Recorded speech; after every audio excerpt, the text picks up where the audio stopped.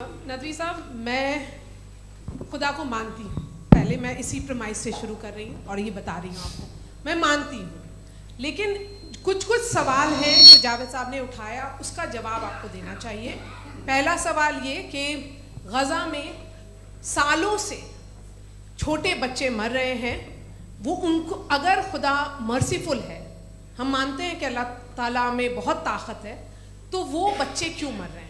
दूसरी बात ये कि अगर कंटिजेंसी की जो आप बात करते हैं, पूरे मुस्लिम ममालिक मिल करके भी उन गज़ा के बच्चों को क्यों नहीं बचा पा रहे हैं, क्योंकि अगर वो चाहते, क्योंकि अल्लाह ताला उन पर हुकूमत करते हैं, सब पर हुकूमत करते हैं, तो वो उनको क्यों नहीं बचा। जी, थैंक यू वेरी मच।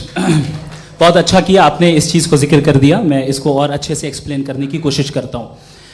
देखें, जहाँ तक आपने कहा कि गज़ा के बच्चों को मारा जा रहा है, देखें दो वर्ल्ड व्यू है, एक एथीस्टिक वर्ल्ड व्यू, एक थीस्टिक वर्ल्ड व्यू है। बच्चे मर रहे हैं दोनों वर्ल्ड व्यू में, लेकिन हमारा वर्ल्ड व्यू कह रहा है कि रिकॉम्पेंस है, ये कह रहे हैं कि उनका मरना बेकार जाने वाला है, कोई उसका रिकॉम्पेंस नहीं है, चूंकि इनके यहाँ आखिरत और अल्लाह का कोई तसव्वुर या गॉड का कोई तसव्वुर नहीं है। आपने ये सवाल किया कि गॉड मर्सीफुल है, क्यों नहीं रोकता। ये मैंने बताया कि ये मिसकंसेप्शन है लोगों के दरमियान कि गॉड को सिर्फ मर्सीफुल और ओमनीपोटेंट समझते हैं। गॉड के सिर्फ यही दो एट्रीब्यूट्स नहीं हैं, गॉड के कई सारे एट्रीब्यूट्स हैं, उनमें से अल हकीम भी है, उनमें से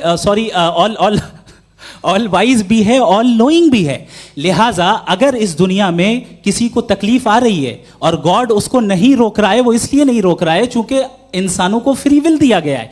ठीक इसी तरीके से अगर एक डॉक्टर किसी छोटे बच्चे को इंजेक्शन लगा रहा है, उसे तकलीफ पहुंच रही है, उसके लिमिटेड पर्सपेक्टिव के एतबार से ये गलत हो रहा है और डॉक्टर बुरा है। लेकिन जब आप ब्रॉडर पिक्चर को देखेंगी, आपके और हमारे पास सिर्फ एक पिक्सल है, हमें इतना नजर आ रहा है कि गज़ा में कत्ल हो रहा है, लेकिन इसके पीछे कितना रिकॉम्पेंस उनको मिलने वाला है, पूरा पिक्चर गॉड के पास है। तो एक पिक्सल से आप पूरे पिक्चर को कभी भी जज नहीं कर सकती। आप इसमें कुछ